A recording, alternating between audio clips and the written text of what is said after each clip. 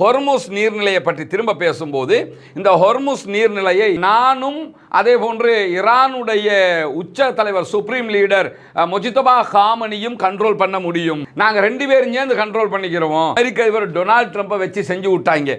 அதாவது இது original steering. இதை பார்த்தீங்கன்னா இது குழந்தைகள் விளையாடுறதுக்காக வண்டிக்குள்ள மாற்றுறதுங்கிறது எல்லாருக்குமே தெரியும். இந்த 2ஐயும் போட்டு காட்டி ஹொர்முஸினுடைய ஒரிஜினல் எங்ககிட்ட இருக்குது, நீங்க வேணும்னா இதுல விளையாடிக்கிறீங்க அப்படின்னு சொல்லி கிண்டலாக அவர்கள் இந்த செய்தியை வெளியிட்டிருப்பதையும் நீங்க பார்க்க முடியும். மிக தெளிவாக இன்றைக்கு கத்தருடைய ஃபாரின் மினிஸ்டர் ஒரு செய்தியை சொல்லிவிட்டார். அது என்ன செய்தி என்று கேட்டா, இந்த யுத்தத்தில் வளைகுடா பிராந்தியத்தினுடைய பாதுகாப்பு அமைப்பு மொத்தமாக உடைந்து சுக்குநூறாகி விட்டது. இதுதான் மெயின் சாப்டர். என்னன்னு கேட்டா, இந்த யுத்தத்தில் யாரு ஜெயிச்சா யாரு தோத்தாங்கிறத தாண்டி வளைகுடா நாடுகளுடைய பாதுகாப்பு அரணே மொத்தமாக உடைக்கப்பட்டுடுச்சு. காசாவில் அழிக்கும் போது உனக்கு கிளஸ்டர் குண்டுன்னா என்னன்னு தெரியல, கிளஸ்டர் குண்டுடைய அழிவு உனக்கு தெரியல, இந்த கொத்து குண்டால எத்தனை பேர் சாகுவாங்கிறது உனக்கு தெரியல. இன்னைக்கு அவனுக்கு அட்டாக் பண்ணும்போது பொதுமக்களை கொள்கிறார்கள். கிளஸ்டர் குண்டை பயன்படுத்த வேணாம்னுங்க, யுத்தம் வந்துட்டா இந்த குண்டை பயன்படுத்தி சண்டைன்னு வந்துருச்சு, மூஞ்சில குத்தாத, கன்னத்துல குத்தாத, வயிற்றுல குத்தாதன்னு சொல்ல முடியுமா?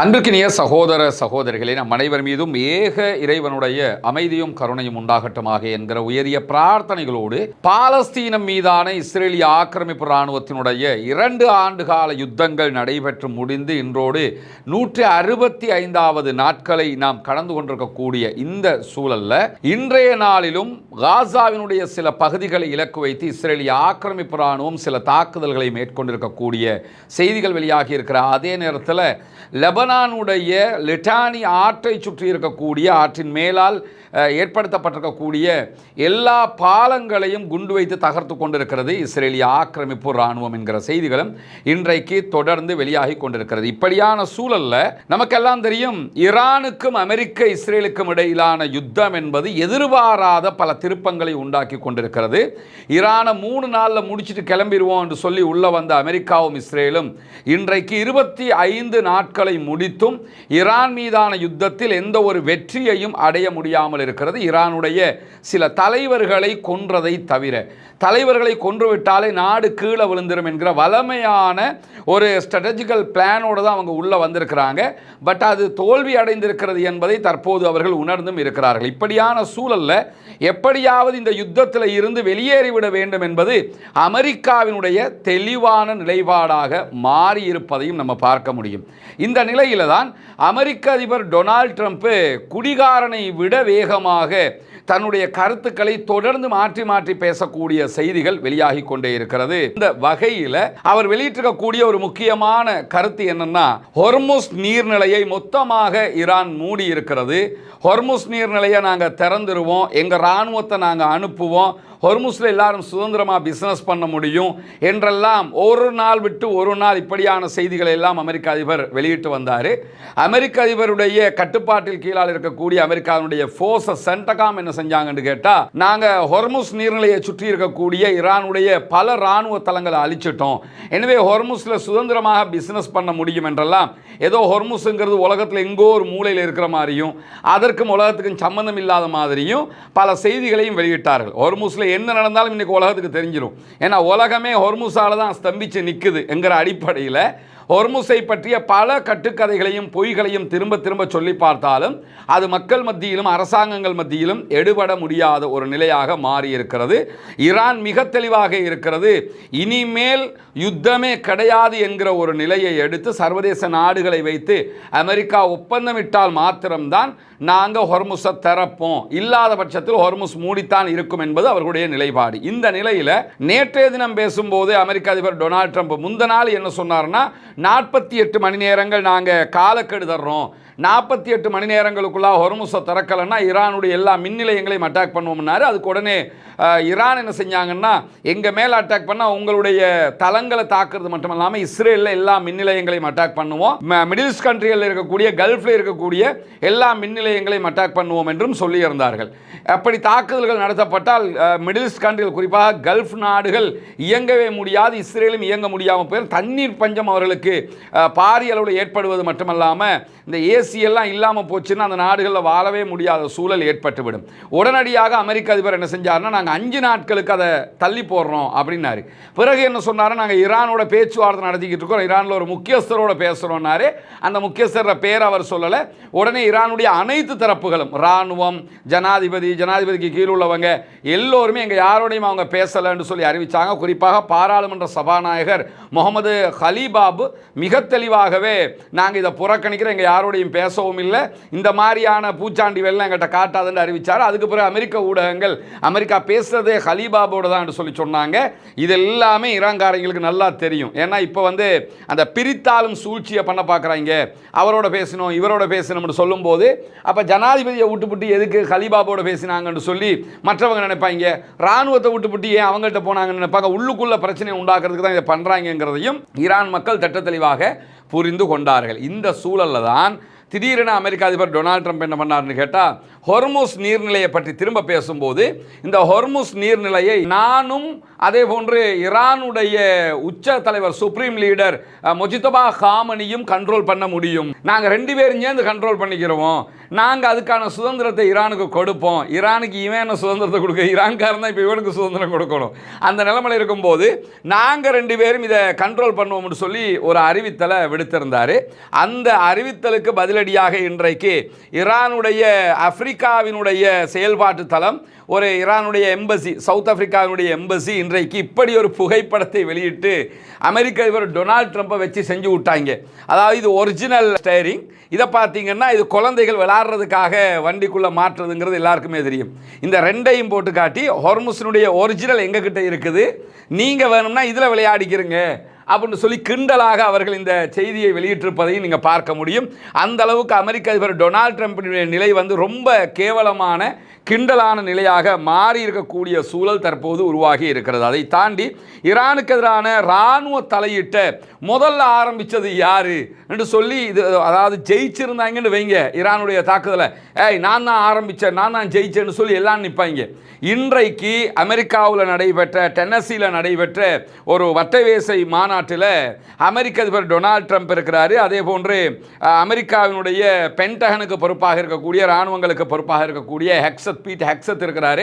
எல்லாரும் இருக்கும்போது அமெரிக்க அதிபர் டொனால்ட் ட்ரம்ப் மைக்கை பிடிச்சி என்ன சொல்கிறாருன்னா, இந்த யுத்தத்தை நடத்தணும்னு பீட்டர் நீங்கள் தானே சொன்னீங்க, நீங்கள் சொன்னதுனால தான் நான் ஆரம்பித்தேன், ஈரான்ட்ட அணு ஆயுதம் இருக்குது, அணு ஆயுதம் இருக்கிறத நம்ம எல்லாம் ஆதரிக்க முடியாது, அவங்கள அடிச்சு நொறுக்கணும்னு நீங்கள்லாம் தான் சொன்னீங்க, நீங்கள் சொல்ல போய் தான் இந்த தாக்குதல்களை நாங்கள் ஆரம்பிக்க போனது, இல்லைன்னு சொல்லி சொன்னால் ஆரம்பிச்சிருக்கிறவே தேவையில்லை என்கிற விதமாக இன்றைக்கு அமெரிக்க அதிபர் டொனால்ட் ட்ரம்ப் தன்னுடைய பிழையை மொத்தமாக பென்டகனுடைய இராணுவத்திற்கு பொறுப்பான பீட் ஹெக்ஸத் மேலே தூக்கி போட்ட காட்சிகள் எல்லாம் உருவாகி இருக்கிறது. என்ன காரணம் என்று கேட்டால், இப்போ 2 காரணங்களை அமெரிக்கா இஸ்ரேலிய ஊடகங்கள் மொத்தமாக சொல்லிக் கொண்டிருக்கிறது. சில அதிகாரிகள் இஸ்ரேல் எப்படியுமே தாக்குதல் நடத்த தான் இருந்தாங்க ஈரான் மேலே, அதனால தான் நாங்களும் சேர்ந்து தாக்குதல் நடத்தினோம் அப்படிங்கிறாங்க. சில பேர் வந்து என்ன சொல்கிறாங்கன்னு கேட்டால், ஈரானுடைய அணு ஆயுத அந்த பலத்தை நாங்கள் வைக்க முடியாது, அணு ஆயுதத்தை வச்சுக்கிறதுக்கு நாங்கள் ஏற்றுக்கிற முடியாது, அதனால் தாக்குதல் நடத்தி, எதனால் தாக்குதல் நடத்தினாலும் இப்போ முட்டிக்கிட்டு மோதிக்கிட்டு கேவலப்படுறது அமெரிக்கா என்பதிலே எந்த விதமான மாற்று கருத்தும் கிடையாது. இதனால் உருவாகி இருப்பது பிராந்திய ரீதியிலான மிகப்பெரியதொரு நெருக்கடியை அமெரிக்கா உண்டாக்கி விட்டது. ஏன்னா ஜிசிசி கண்ட்ரிஸ் எல்லாம் அடுத்து எப்போ எந்திரிச்சு நிற்கிறதுன்னு யோசிச்சுக்கிட்டு இருக்கிறாங்க. அரபு நாடுகளுக்கு தலையெடுக்க முடியாத ஒரு இக்கட்டை உண்டாக்கி விட்டது அமெரிக்கா. அதை தாண்டி இஸ்ரேலுக்கு இந்த யுத்தத்தை எப்படா முடிக்கிறதுன்னு தெரியாமல் முடிச்சா, இப்போ தோல்வியோட முடிச்சுட்டா, ஆல்ரெடி காசாவில் தோத்தாச்சு, லெபனானில் தோத்தாச்சு, இப்போ இதுலையும் தோத்துட்டோம்னா பெஞ்சமின் நெத்தன்யாஹு காலி, டோட்டலாக எலெக்ஷனில் ஊற்றி மூடிடுவாங்கிறது தெரியும். அதனால் இதை புலிவால பிடிச்ச கதையாக அமெரிக்காவும் இஸ்ரேலும் தடுமாறி கொண்டிருக்கிறது என்கிற நிலையில் மிக தெளிவாக இன்றைக்கு கத்தருடைய ஃபாரின் மினிஸ்டர் ஒரு செய்தியை சொல்லிவிட்டார். அது என்ன செய்தி என்று கேட்டால், இந்த யுத்தத்தில் வளைகுடா பிராந்தியத்தினுடைய பாதுகாப்பு அமைப்பு மொத்தமாக உடைந்து சுக்குநூறாகி விட்டது. இதுதான் மெயின் சாப்டர். என்னன்னு கேட்டா, இந்த யுத்தத்தில் யாரு ஜெயிச்சா யாரு தோத்தாங்கிறத தாண்டி வளைகுடா நாடுகளுடைய பாதுகாப்பு அரணே மொத்தமாக உடைக்கப்பட்டுடுச்சு. அதை உடைச்சது யாருன்னு கேட்டால் அமெரிக்காவே தான். அமெரிக்கா ஈரானோட சண்டைக்கு போனதுனால, ஈரான் அமெரிக்காவினுடைய தளங்கள் அரபு நாடுகளில் இருக்கிறதுனால அந்த தளங்கள் மேலே அட்டாக் பண்ணால், இந்த தளங்கள் எல்லாம் ஏன் கொண்டு கத்தார் வச்சாங்க, துபாய் வச்சாங்க, சவுதி அரேபியா, பஹ்ரைனு, இவங்க அத்தனை பேரும் இந்த இராணுவ தளங்களை எல்லாருமே உருவாக்கிக்கிட்டது எதுக்குன்னு கேட்டால், எங்கள் மேலே நாளைக்கு யாராவது அட்டாக் பண்ணினா உடனே அமெரிக்கா காப்பாற்றும், அமெரிக்கா வந்து நிற்பா எங்களுக்காக. அதுக்கு தான் லட்சக்கணக்கு கோடிக்கணக்கு பில்லியன்களில் என்ன பண்ணாங்கன்னு கேட்டால், அமெரிக்காவுக்கு கப்பம் கட்டிக்கிட்டே இருந்தாங்க. பழங்கால மன்னர்கள் மாதிரி இப்போவும் கப்பம் கட்டிக்கிட்டே இருந்தாங்க. அந்த கப்பம் எல்லாம் எடுத்துக்கிட்டு, பணத்தை எல்லாம் எடுத்துக்கிட்டு, இப்போ யுத்தம் வரும்போது அவன் இஸ்ரேலை பாதுகாக்கிற வேலையை தான் பார்க்குறானே தவிர அதையும் பாதுகாக்க முடியல. அது வேறு விஷயம். ஆனால் அரபு நாடுகளை கைவிட்டு விட்டார்கள். அரபு நாடுகளுடைய பாதுகாப்பை மொத்தமாக சுக்குநூறாயிடுச்சு. சில நேரங்களில் நீங்கள் பார்ப்பீங்க, சில அரபு நாடுகள் நாங்கள் ஈரானுக்கு எதிராக தாக்குதல் நடத்த தயாராகி கொண்டு இருக்கிறோம்பாங்க. தயாராகிறோம்னா அந்த தண்ணிக்குள்ளே இறங்க போகிறோம்பாங்கல்ல, கையிலேயே பிடிச்சிக்கிட்டு. அது மாதிரி என்னென்னா, இறங்கி நீ என்னத்தை பண்ண முடியும்? உங்கள்கிட்ட என்ன இருக்குது அங்கே அடிக்கிறதுக்கு? ஒன்று அமெரிக்காவுக்கே தாக்கு பிடிக்க முடியலை, ஒன்றால் தாக்கு பிடிக்க முடிஞ்சிருமா? ஏன்னா அமெரிக்காவை நம்பித்தான் முழுவதுமாக இருந்தார்கள். மொத்தமாக உடைந்து சுக்குநூறாகி விட்டது. இந்த யுத்தத்தின் போது வளைகுடாவினுடைய பிராந்திய பாதுகாப்பு அமைப்பை எடுப்பதற்கு வழி இல்லாமல் உடைந்து சுக்குநூறாகி இருக்கிறது என்று கத்தாருடைய வெளியுறவு அமைச்சகத்தினுடைய செய்தி தொடர்பாளர் இன்றைக்கு மிக தெளிவாக ஒப்புக்கொண்டு அறிக்கை வெளியிட்டிருக்கிறார். இதே நேரத்தில் இன்றைக்கு ஈரான் வெளியிட்டிருக்கக்கூடிய அறிவிப்பில் IRGC வெளியிட்டிருக்கக்கூடிய அறிவிப்பு இன்றைக்கு வெளியாகி இருக்கிறது. முழுமையான வெற்றி கிடைக்கிற வரைக்கும் ஆயுதப்படைகள் போராடி கொண்டே இருக்கும் என்று சொல்லி நாட்டினுடைய ஆயுதப்படைகளை மேற்கோள் காட்டி பிரஸ் டிவியிலே வெளியிடப்பட்டிருக்கக்கூடிய அறிவிப்பில் ஹாத்தமல் அன்பியா மத்திய தலைமையகத்தைச் சேர்ந்த அலி அப்துல்லாஹி இன்றைக்கு வெளியிட்டிருக்கக்கூடிய அறிவிப்பில் இதை சொல்லி இருக்கிறாரு. அதாவது IRGCயினுடைய எல்லா செய்திகளையும் யார் வெளியிடுவான்னு கேட்டால் ஹாத்தமல் அன்பியா என்கிற ஆயுத பிரிவு தான் வெளியிடுவாங்க. அவர்களுடைய செய்தி தொடர்பாக தான் இந்த செய்தியை வெளியிட்டிருக்கிறாரு. பிரஸ் டிவி இதை ஒளிபரப்பு செய்திருக்கிறது. ஈரானுடைய வலிமையான ஆயுதப்படைகள் ஈரானுடைய ஒருமைப்பாட்டை பாதுகாப்பதையும் பெருமையை பாதுகாப்பதையும் வெற்றியுடனும் உறுதியுடனும் செய்ய வேண்டும் என்பதில் உறுதியாக இருக்கிறார்கள். முழுமையான வெற்றி கிடைக்கிற வரைக்கும் இந்த யுத்தம் தொடரும் அப்படின்னு சொல்லி இன்றைக்கு ஈரான் மீண்டும் அறிவித்திருக்கக்கூடிய செய்திகளுக்கு மத்தியில் இன்றைக்கு ஈரான் பல இடங்களில் இஸ்ரேல் மேலே தாக்குதல்களை நடத்தி இருக்கிறார்கள். டெல் அவீவில் நடத்தப்பட்ட தாக்குதல்களில் புகை மண்டலம் கிளம்பி வருகிற காட்சிகளை நீங்கள் பார்க்குறீங்க. குறிப்பாக ஐநாவில் இஸ்ரேல் ஒரு மசோதாவை கொண்டு வர்றாங்க. என்ன மசோதான்னு கேட்டால், எங்கள் மேலே ஈரான் கிளஸ்டர் வகையான குண்டுகளை பயன்படுத்துகிறாங்க, கொத்து குண்டை பயன்படுத்துகிறாங்க, இது பொதுமக்களை அழிக்கக்கூடியது, எனவே அதை நிறுத்துங்க. இதே கிளஸ்டர் குண்டை இஸ்ரேல் காசாவில் போட்டது. இதே மாதிரி பாலஸ்தீனம் சார்பாக அல்ஜீரியா ஐநாவில் கிளஸ்டர் குண்டை யூஸ் பண்ணாதீங்க என்று தீர்மானம் கொண்டு வந்தது. அமெரிக்கா அந்த தீர்மானத்தை மொத்தமாக வீட்டோவை பயன்படுத்தி இல்லாமல் ஆக்கினாங்க. காசாவில் அழிக்கும் போது உனக்கு கிளஸ்டர் குண்டுன்னா என்னன்னு தெரியல, கிளஸ்டர் குண்டுடைய அழிவு உனக்கு தெரியல, இந்த கொத்து குண்டால எத்தனை பேர் சாகுவாங்கிறது உனக்கு தெரியல. இன்னைக்கு அவனுக்கு அட்டாக் பண்ணும்போது பொதுமக்களை கொள்கிறார்கள். கிளஸ்டர் குண்டை பயன்படுத்த வேணாம்னுங்க, யுத்தம் வந்துட்டா இந்த குண்டை பயன்படுத்தி சண்டைன்னு வந்துருச்சு, மூஞ்சில குத்தாத, கன்னத்துல குத்தாத, வயிற்றுல குத்தாதன்னு சொல்ல முடியுமா? சண்டைன்னு வந்தால் எங்கெல்லாம் நீ குத்துறியோ அதை தாண்டி எல்லாம் குத்துவாங்க. சண்டையில் எவன் ஜெயிக்க போகிறான், எப்படி ஜெயிக்க போகிறாங்கிறதா முக்கியமானதுங்கிற வகையில் யுத்தத்தில் இந்த ரூல் எல்லாம் எவனாவது ஃபாலோ பண்ணுவானா? அப்போ கிளஸ்டர் குண்டுடைய ஆபத்து யாருக்கு இப்போ புரியுதான்? இஸ்ரேலுக்கு புரியுதான். ஏன்னா ஈரான் போடக்கூடிய கிளஸ்டர் குண்டு எப்படி போடுறான்னு கேட்டால், நம்ம ஏற்கனவே சொல்லியிருக்கிறோம், ஒரு குண்டு 24 ஒரு தலை அப்படி பிரிஞ்சதோட 24 ஏவுகணைகள் மாதிரி பிரியும். அந்த 24 இருந்து ஒவ்வொன்றிலையும் 80 குண்டுகள் பிரியும். மொத்தத்தில் 2000, கிட்டத்தட்ட 2000 குண்டுகள் 8 to 10 கிலோமீட்டர் சரௌண்டிங்கில் போய் அட்டாக் பண்ணும். இதில் இருக்கக்கூடிய அந்த அந்த அந்த ஏவுகணையில் இருக்கக்கூடிய இன்னும் ஒரு ஸ்பெஷாலிட்டியாக அது தொடர்பான இராணுவ வல்லுநர்கள் என்ன சொல்கிறாங்கன்னு கேட்டால், கிளஸ்டர் குண்டுகள் தாக்கப்படும் போது கிளஸ்டர் குண்டுகள் உள்ள விண்வெளியை தாண்டி திரும்ப அட்டாக் பண்ணுகிற இடத்துக்குள்ளே வரும்போது அந்த வர்றதுக்கு முன்னாடியே, அதாவது அந்த தலை விரிவதற்கு முன்பதாக, ஒரு ஏவுகணையில் இருந்து 24 பிரிவதற்கு முன்பதாகவே இவர்களுடைய அயன் டோமோ ஏதோ ஒன்றுக்கு உதவாத சில டோமுகள் வச்சுருக்காங்கல்ல, அதில் இருந்து போகிற ஏவுகணை அட்டாக் பண்ணி அதை அழிச்சதுன்னு சொன்னால் அது அட்டாக் பண்ணாது, அழிச்ச மாதிரி ஆயிரும். அது பிரிஞ்சதுக்கு பிறகு எந்த ஒரு அயன்டோமாலேயோ தேடாலேயோ உலகத்தில் அவன் வச்சிருக்க எந்த பாதுகாப்பறனாலேயோ அதை தடுக்க முடியாது. அதனால தான் கிளஸ்டர் குண்டு அட்டாக்ல கடுமையான விளைவுகளை அவர்கள் சந்தித்து வருகிறார்கள். தற்போது ஐநாவில் போய் இதை முறையிடுகிற அளவுக்கு நிலைமை மாறி இருக்கக்கூடிய நிலையில் இன்றைக்கு இஸ்ரேலுடைய பல பகுதிகள் மேலே ஈரான் தாக்குதல்களை நடத்தி இருக்கிறது. அதை தாண்டி இன்றைக்கு நடத்தப்பட்ட தாக்குதலுடைய புகைப்படங்களையும் அல் ஜசீரா வெளியிட்டிருக்கிறது. குறிப்பாக அல் ஜசீரா வெளியிட்டிருக்கக்கூடிய செய்திகளில் இஸ்ரேலுடைய பென் குரியன் விமான நிலையம், இது ரொம்ப முக்கியமான ஒரு விமான நிலையம். அந்த விமான நிலையத்தின் மீது ஈரான் இன்றைக்கு தாக்குதல் நடத்தி இருக்கிறது. ஹைஃபா பகுதிகளில் இருக்கக்கூடிய பல வசதிகளை, உள்கட்டமைப்பு வசதிகளை நோக்கி தாக்குதல்கள் நடத்தப்பட்டிருக்கிறது.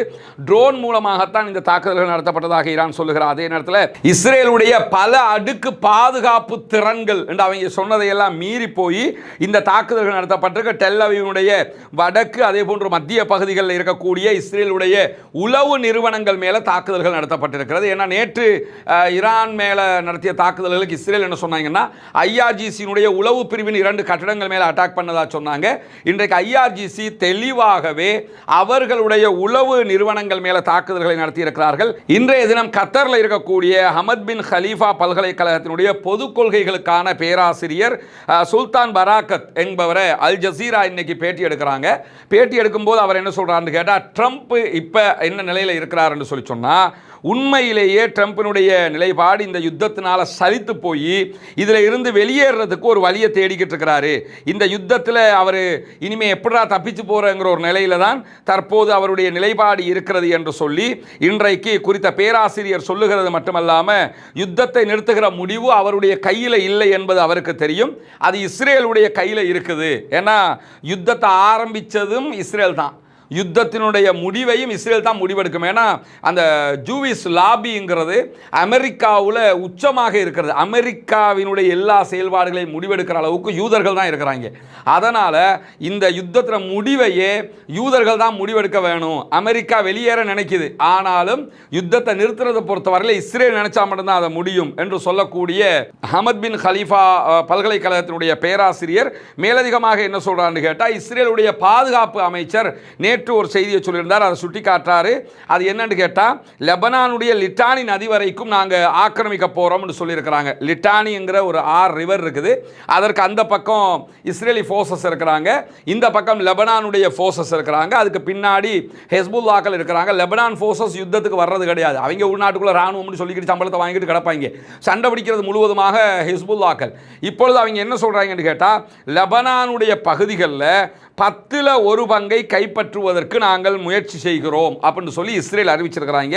இந்த இஸ்ரேல் லிட்டானி நதி வரைக்கும் ஆக்கிரமிக்கிற வரைக்கும் இந்த யுத்தம் முடிவுக்கு வர வாய்ப்பில்லை அப்படின்னு சொல்லி இந்த குறித்த பேராசிரியர் ஒரு செய்தியை சொல்கிறார். ஏன்னா இந்த யுத்தத்தில் ஏற்கனவே காசா ஓரில் இஸ்ரேலால் ஜெயிக்க முடியாமல் போயிடுச்சு. இப்போ இந்த ஓர்லையும் இஸ்ரேலால் ஜெயிக்க முடியாது. அமெரிக்கா வேற வெளியே போகிறதுக்கு ட்ரை பண்ணிக்கிட்டு இருக்குது. இப்போ எப்படியாவது நாங்கள் ஜெயிச்சோங்கிறத காட்டணும்னா லெபனானில் ஒரு சில பகுதிகளையாவது கைப்பற்றி முடிக்கணும். அதனால் லிட்டானி ரிவர் வரைக்கும் அவங்க கைப்பற்றினதுக்கு பிறகு ஓகே யுத்தம் ஃபினிஷ்டு, நாங்கள் இவ்வளோ இடத்த கைப்பற்றிருக்கோம், இதை தரமாட்டோம் அப்படின்னு சொல்லிட்டு போய் அவங்க எலெக்ஷனை வச்சு வென்றுக்கிறதுக்கு வழியை பார்த்துக்கிறவாங்க. இதுதான் இருக்கிற கடைசி முடிவு என்று சொல்லி ஒரு அவருடைய படிப்பு பிரகாரம், அவருடைய கற்பிதம் பிரகாரம் அவர் ஒரு செய்தியை சொல்லி இருக்கிறார். இது ஒரு ஏற்றமானதாகும். இந்த யுத்தத்தை முடிக்கிறதுக்கு இஸ்ரேலுக்கு தான் கடைசி வாய்ப்பு, வேற வாய்ப்பே இல்லைங்கிறத புரிஞ்சுக்கிற விதமாகவும் இருப்பதை நம்ம அவதானிக்க முடிகிறது. அதே நேரத்தில் இங்கே பார்த்தீங்கன்னு சொல்லி சொன்னால், இது இன்றைக்கு ஈரானுடைய ஒரு மார்க்கெட்டுடைய புகைப்படத்தை ஏஎஃப்பி வெளியிட்டிருக்கிறாங்க. ஈரானில் சர்வசாதாரண மக்கள், அந்த மக்களை பொறுத்தவரை நீங்கள் குண்டு வச்சாலும் சரி, வெட்டி கோப்பா என்ன நடந்தாலும் சரி, அவங்க சாதாரணமாக தான் இருப்பாங்க. நீங்கள் ஆர்ப்பாட்டத்துக்கு கூப்பிட்டா வந்து நிற்பாங்க, போராட்டத்துக்கு கூப்பிட்டா வந்து நிற்பாங்க, லட்சக்கணக்கில் திரளுவாங்க. இங்கே பஜாரில் போய் பொருட்களை வாங்கி கொண்டிருக்கக்கூடிய காட்சிகள் எல்லாம் இன்றைக்கு வெளியிடப்பட்டிருக்கக்கூடிய சூழலை நம்ம அவதானிக்க முடிகிற இந்த சந்தர்ப்பத்தில் சமாதானம் அடைவதற்கு, நடுவில் நின்று பேச்சுவார்த்தை நடத்துவதற்கு நாங்கள் தயார் என்று சொல்லி பாகிஸ்தான் இன்றைக்கு ஒரு அறிவித்தலை விடுத்திருக்கிறது. ஏற்கனவே பாகிஸ்தானும் இந்தியாவும் சண்டை பிடிச்சதை நான் தான் தீர்த்து வச்சு எனக்கு நொபேல் பரிசு தாங்கிட்டு அமெரிக்க அதிபர் டொனால்ட் ட்ரம்ப் பேசின பேச்செல்லாம் நமக்கு தெரியும். அப்படி இருக்கும்போது இப்போ அமெரிக்காவும் ஈரானும் சண்டை பிடிக்குது, நாங்கள் வந்து கொஞ்சம் தீர்த்து வைக்கவான்னு சொல்லி பாகிஸ்தான் கேட்கக்கூடிய நிலைமைக்கு நிலைமை மாறி இருப்பதை பார்க்க முடியும். அமெரிக்காவோடு எந்த பேச்சுவார்த்தையிலும் ஈடுபடவில்லை என்று சொல்லி திட்ட தெளிவாக ஈரான் சொல்லிருச்சு. ஆனாலும் ட்ரம்ப்போட கூற்றுக்கு இது முரண்பாடாக இருக்கிறது. ட்ரம்ப் வந்து நாங்கள் பேசிக்கிட்டு இருக்கிறோம்னு சொன்னார். ஈரான் தெளிவாக எந்த பேச்சுவார்த்தையும் இல்லைன்ட்டாங்க. ஆனால் அல் ஜசீரா வெளியிட்டிருக்கக்கூடிய செய்திகளில் பாகிஸ்தானுடைய இராணுவ தளபதி ஞாயிற்றுக்கிழமை ட்ரம்ப்போட பேச்சுவார்த்தை நடத்தியிருக்கிறார். இன்னும் அதுக்கு பிறகு ஒரு நாள் கழித்து பிரதமர் ஷபாஸ் ஷரீப் என்ன பண்ணியிருக்கிறார்னா ஈரானுடைய அதிபர் மசூத் பெசக்ஷியனோட பேசியிருக்கிறார் என்று சொல்லியும், இதைத் தொடர்ந்து பாகிஸ்தானுடைய வெளியுறவு அமைச்சர் ஈரான் அதே போன்று துருக்கியினுடைய ஃபாரின் மினிஸ்டர்ஸோட பேசியிருக்கிறாங்கிற செய்திகள் வெளியாக இருக்குது. இவ்வளவுதான் இது தொடர்பாக வெளியாக இருக்கக்கூடிய செய்தி. என்னன்னா, அதை தாண்டி இன்றைக்கு அலி லாரிஜானிக்கு பதிலாக தேசிய உச்ச பாதுகாப்பு சபைக்கு புதிய தலைவர் நியமிக்கப்பட்டிருக்கிறார். இவர்தான் புதிதாக நியமிக்கப்பட்டிருக்கக்கூடிய ஈரானுடைய நேஷனல் செக்யூரிட்டி ஃபோரம் உடைய தலைவராக பொறுப்பாளராக இருக்கிறார். கடந்த வாரம் அலி லாரிஜானி அவர்கள் கொல்லப்பட்டதை தொடர்ந்து இவர் நியமிக்கப்பட்டிருக்கிறார். சொல்காதர் என்கிற இவர்தான் நியமிக்கப்பட்டிருக்கிறார். கூடியவர். இவர் ஐஆர்ஜிசியினுடைய தளபதியாக ஆல்ரெடி இருந்திருக்கிறார். 2020 வரைக்கும் 8 ஆண்டுகள் நீதித்துறையினுடைய ஒரு துணைத் தலைவராக செயல்பட்டிருக்கிறார். பல உயர் அரசாங்க பதவிகளை ஈரானுக்குள் வகித்திருக்கிறார். ஐஆர்ஜிசியினுடைய கூட்டுப்படைகளுடைய தலைவராகவும் செயல்பட்டிருக்கிறார். ஐஆர்ஜிசியின் துணை தலைமை தளபதியாகவும் பணியாற்றியிருக்கிறார். இப்படி பல பொறுப்புகளை வகித்திருக்கக்கூடிய இவர்தான் தற்போது ஈரானுடைய உச்ச பாதுகாப்பு சபையினுடைய தலைமை பொறுப்பை ஏற்றிருக்கிறார். இப்படியான சூழல்ல லெபனான் இன்னைக்கு என்ன பண்ணியிருக்கிறார்? ஈரானுடைய தூதரை வெளியேற்றி இருக்கிறார்கள். ஈரானில் இருந்த லெபனானுடைய தூதரையும் மீள அழைத்திருக்கிறார்கள் என்கிற செய்திகளும் வெளியாகி இருக்குது. ஏன்னா ஈரானால தான் இந்த யுத்தம் நடக்குது, அதனால எடுக்கிறோம்னு. ஏன்னா இவங்களை பொறுத்தவரை துப்பு கட்டவங்க ஒரு நாள் போய் சண்டை பிடிக்க போறவங்க கிடையாது. அதனால இந்த வேலையை செஞ்சிருக்கிறாங்க என்கிற நிலையில் லெபனான், காசா இந்த பகுதிகளில் பொதுமக்களை இஸ்ரேல் மீண்டும் மீண்டும் குறிவைத்தால் இஸ்ரேலுடைய கட்டுப்பாட்டு பகுதிகள் மேலே பலத்த தாக்குதல்களை நடத்துவோம் என்று ஐஆர்ஜிசி இன்றைக்கு கடுமையான காட்டமான ஒரு அறிவிப்பை விடுத்திருக்கிறார்கள். லெபனான் பாலஸ்தீனத்தில் பொதுமக்களுக்கு எதிரான விரிவான போர்க்குற்றங்கள் மேற்கொள்ளப்படுகிறது. இதை இஸ்ரேல் நிறுத்த வேண்டும். இந்த போர் சூழலை பயன்படுத்தி இஸ்ரேல் காசா மேலே மீண்டும் மீண்டும் தாக்குதல்களை நடத்தினால் இதற்கு எதிராக இஸ்ரேலுடைய வடக்கு பகுதிகள் மேலே உச்சமான தாக்குதல்களை நாங்கள் நடத்த வேண்டி வரும் என்று சொல்லி இன்றைக்கு ஐஆர்ஜிசி மிக தெளிவான அறிக்கை வெளியிட்டிருக்கிறாங்க. நாங்கள் நடத்துகிற தாக்குதல் எல்லாமே டெல்லவிவ் தெற்கு பகுதியில் இலக்கு வச்சு தான் நடத்திக்கிட்டு இருக்கிறோம். நாங்கள் இன்னும் அதாவது வடக்கு நார்த்து பகுதிகளுக்கு வரலை. அதை முழுவதும் லெபனான் கையில் கொடுத்துருக்கிறோம், ஹிஸ்புல்லாக்கள் கையில் கொடுத்துருக்கிறோம். நாங்களும் நுழைய வேண்டி வரும். எனவே காசா மீதான தாக்குதல்கள், லெபனான் மீதான தாக்குதல்கள் நிறுத்தப்பட வேண்டும் என்கிற எச்சரிக்கைகளுக்கு மத்தியில் ஹவுத்திகள் இன்றைக்கு ஒரு அறிவிப்பை ஹூத்திஸ் வெளியிட்டிருக்கிறாங்க. அதில் அவங்க என்ன சொல்லியிருக்கிறாங்கன்னு கேட்டால், தேவைப்பட்டால் ஈரானுடைய அறிவிப்பு வந்ததோடு நாங்களும் இஸ்ரேலை நோக்கி தாக்குதல்களை நடத்த ஆரம்பிப்போம். இஸ்ரேலுக்கு எதிராக அவங்களும் ஏவுகணை தாக்குதல் நடத்த ஆரம்பிச்சிருவாங்களாம். ஆனால் ஒரே ஒரு கண்டிஷன் இருக்கிற, சவுதி அரேபியா, ஜோர்டான், யுஏஇ இந்த 3 நாடுகளும் எங்களுடைய ஏவுகணைகளை இஸ்ரேலை நோக்கி நாங்கள் அடிக்கிற ஏவுகணைகளை நாங்கள் உங்களை நோக்கி அடிக்க மாட்டோம். சவுதி அரேபியாவில் இருக்கிற அல்லது கத்தரில், துபாயில் இருக்கக்கூடிய அமெரிக்காவினுடைய நிலைகள் எதுக்குமே நாங்கள் அடிக்க மாட்டோம். நாங்கள் இஸ்ரேலுக்கு தான் அடிப்போம். இஸ்ரேலுக்கு நாங்கள் அடிக்கிற நேரத்தில் அந்த ஏவுகணையை சவுதியோ பஹ்ரைனோ அல்லது யாரோ எங்களை தடுத்து நிறுத்தினீங்க என்று சொல்லி சொன்னால் அதற்கு பதிலாக உங்களுடைய நிலைகள் மேலே நாங்கள் தாக்குதல் நடத்துவோம் என்று சொல்லி திட்ட தெளிவான டிக்ளரேஷன் இன்னைக்கு பண்ணியிருக்கக்கூடிய சூழலில் தான் ரஷ்யா ஒரு எச்சரிக்கையை விடுத்திருக்கிறது. அது என்ன எச்சரிக்கை என்று கேட்டால், இந்த யுத்தத்தில் ஈரானும் ரஷ்யாவும் பொதுவாகவே காஸ்பியன் கடலில் பகுதிகளில் தங்களுடைய இராணுவ நிலைகளை உருவாக்கி வைத்திருக்கிறார்கள். இப்படி இருக்கும்போது காஸ்பியன் கடல் பகுதிகளில் இருக்கக்கூடிய ஈரானுடைய இராணுவ தளங்கள் மீது தாக்குதல் நடத்தியதாக இஸ்ரேல் ஆல்ரெடி அறிவிச்சிருந்தது. இனிமேல் இப்படியான தாக்குதல்கள் நடத்தப்படக்கூடாது. ஏன்னா அது எங்களுடைய கூட்டு இராணுவ முயற்சியாக இருக்கிறது. அதன் மீது தாக்குதல் நடத்தினால் நாங்களும் இதில் இன்வால்வ் ஆக வேண்டி வரும் என்கிற செய்திகளையும் இன்றைக்கு ரஷ்யா மிக தெளிவாக விடுத்திருப்பதை நாம் பார்க்க முடியும். எனவே பொறுத்திருந்துதான் பார்க்க வேண்டும் அடுத்தடுத்து என்னவெல்லாம் நடக்கப் போகிறது என்பதை. ஈரான் விடாப்பிடியாக சமாதானம் என்று வந்தால், நிரந்தர சமாதானம் வந்தால் மட்டும்தான் ஹொர்முஸை திறப்போம், யுத்தத்தை நிறுத்துவோம்ங்கிறாங்க. புலிவால பிடிச்ச கதையாக இஸ்ரேலும் அமெரிக்காவும் இந்த யுத்தத்தை ஏண்டா ஆரம்பிச்சோம்னு, நான் ஆரம்பிக்கல, நீ தான் ஆரம்பிச்ச, நீ ஆரம்பிக்கல, அவன் தான் ஆரம்பிச்சான்னு கூட்டு சண்டை பிடிக்கக்கூடிய நிலைக்கு தள்ளப்பட்டிருக்கிறார்கள். என்ன செய்வது அடுத்து என்பதை தெரியாமல் அரபு நாடுகள் திகைத்து நிற்கிறார்கள் என்பதுதான் இப்போது இருக்கக்கூடிய லேட்டஸ்டான அப்டேட்டாக இருக்கிறது. அடுத்தடுத்த செய்திகள் வருகிற போது உங்களிடத்தில் கொண்டு வந்து ஏற்பதற்கு தயாராக இருக்கிறோம். தொடர்ந்து இணைந்திருங்கள். ரஸ்மின் மைசி நியூஸ் மற்றும் ரஸ்மின் டாக்ஸ் ஆகிய 2 சேனல்களோடு. ஆக்கிரமிப்புகள் நிறுத்தப்பட வேண்டும், ஈரான் மீதான அப்பாவிகள் மீதான தாக்குதல்கள் உடனடியாக நிறுத்தப்பட வேண்டும், மத்திய கிழக்கு மீதான தாக்குதல்கள் உடனடியாக நிறுத்தப்பட்டு மத்திய கிழக்கும் அதே போன்று உலகம் முழுவதுமே அமைதிக்கு திரும்ப வேண்டும், அமைதியான பூவுலகாக இந்த உலகம் மாற வேண்டும் என்கிற உயரிய பிரார்த்தனைகளோடு அப்பாவிகளுக்கு ஆதரவாக ஜனநாயக ரீதியாக தொடர்ந்தும் குரல் எழுப்புவோமாக. இங்கே நீங்கள் இந்த வீடுகளை பார்த்தீங்கன்னா இந்த வீட்டுக்கு எது ஹால் எது கிச்சன்ங்கிற அந்த வித்தியாசமே இருக்காது. அந்த அளவுக்கு அவங்க இருக்கிறத கொண்டு ஏதோ ஒரு வகையில் போய் கொண்டிருக்கிறாங்க. நீங்கள் அந்த காட்சிகளை பார்க்கும்போது உங்களுக்கு தெளிவாக புரியும். உங்கள் கணவர் நுவரெலியிலையா? அப்போ இப்போ தொழிலுக்கு போயிட்டாரா? இனிய சகோதர சகோதரிகளே, தொடர்ந்து உங்களுக்கு தெரியும் நம்முடைய வீடியோக்களை பார்த்து வரக்கூடிய சகோதரிகளுக்கு ரமலானுடைய மாதத்தில் ஜகாத்து தான தர்மங்களை செய்யக்கூடிய சகோதரர்கள் மூலமாக இலங்கையினுடைய கிழக்கு மாகாணத்தினுடைய முதல் நகரமாக இருக்கக்கூடிய பொத்துவில்ல உள்ள இருக்கக்கூடிய சர்வோதயபுரம் என்கிற பகுதிகளில் ஹிஜ்ரத் நகர் என்கிற பகுதிகளில் தான் நம்ம இப்போ நிற்கிறோம். இந்த பகுதிகளில் இருக்கக்கூடிய இஸ்லாத்தை வாழ்வியலாக ஏற்றுக்கொண்டிருக்கக்கூடிய புதிதாக இஸ்லாத்தை ஏற்றுக்கொண்டிருக்கக்கூடிய சகோதரர்கள் படுகிற கஷ்டங்களை நம்ம அண்மை காலமாக பார்த்துருந்தோம். அந்த அடிப்படையில் அவங்களுக்கான வாழ்வியல் இடங்கள் இல்லை, அவங்களுக்கு ஒரு வீட்டு வசதியை ஏற்படுத்தி கொடுப்பதற்கான ஒரு முயற்சியாகத்தான் ஒரு வீட்டு திட்டத்தை அந்த முயற்சியை தான் நம்ம செஞ்சு வர்றோம். அந்த அடிப்படையில் பார்த்தோம்னு சொன்னால் இவங்களுடைய கணவர் புனிதமிக்க இஸ்லாத்தை ஏற்றுக்கொண்டவர் இன்றைக்கு கூலி வேலையாக வெளியில் போயிருக்கிறாரு. இந்த வீடு அவங்களுக்குரிய வீடு கிடையாது, வேறொருத்தவங்களுக்குரிய வீடுகள் தான். இங்கே இருக்கக்கூடிய பெரும்பாலானாக்கள் அப்படி தான் இருக்கிறாங்க. ஏற்கனவே பள்ளி தலைவர் நமக்கு அந்த செய்திகளை சொல்லியிருக்கிறார். ஸ்கூலுக்கு போகிற நேரத்தில் நம்ம கொழும்புலாம் 6:30 மணிக்கு பிள்ளைகளை எடுத்துகிட்டு போயிடுவோம் ஸ்கூலுக்கு போகிறதுக்காக. ஆனால் இங்கே அப்படி போக முடியாது. ஏன்னா அந்த நேரத்தில் யானை நிற்கும். இந்த மாதிரியான பல தொல்லைகளுக்கு மத்தியில் தான் இந்த மக்கள் வாழ்ந்து வருகிறார்கள். எனவே நபிகள் நாயகம் ஸல்லல்லாஹு அலைஹி வஸல்லம் அவர்கள் நிறைய தான தர்மங்களை செய்திருக்கக்கூடிய செய்திகளை நீங்கள் தொடர்ந்து எல்லா பயான்களையும் உரைகளையும் பார்த்து வந்திருப்பீங்க. அதே நேரத்தில் இந்த மாதிரியான மக்களுக்காக வேண்டி இஸ்லாம் நமக்கு தந்திருக்கக்கூடிய ஒரு அழகான வாய்ப்பு தான் ஜகாத்து திட்டத்தில் 8 பேரை இஸ்லாம் நமக்கு வகைப்படுத்துகிறது.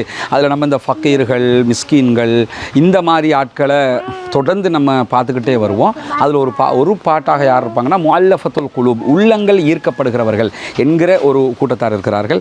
அந்த கூட்டத்தாருக்கும் உதவி செய்ய வேண்டிய ஜகாத் நிதிகளை கொடுக்க வேண்டிய தேவை இருக்கிறது. நிறைய தான தர்மங்களை பண்ணுவீங்க. இந்த மக்களுக்காக உங்கள் ஜகாத்திலிருந்து ஒரு பகுதியை ஒதுக்குங்கள். முன்னால் தெரிகிற நம்முடைய தொலைபேசி மற்றும் வாட்ஸ்அப் இலக்கத்திற்கு நீங்கள் தொடர்பு கொள்ள முடியும். மேலதிக தகவல்களை கேட்க முடியும். நேரில் வந்து பார்க்க விரும்புகிற சகோதரர்களையும் அழைத்து கொண்டு வந்து நம்ம இந்த பகுதியில் காட்டுறதுக்கு நம்ம தயாராக இருக்கிறோம். பார்த்து உங்களால் முடிந்த உதவிகளை நீங்கள் அந்த மக்களுக்காக இந்த திட்டத்திற்காக நீங்கள் முன்மொழிந்து செய்ய முடியும். எப்படியோ இந்த திட்டம் வெற்றிகரமாக நடைபெற்று முடிய வேண்டும்.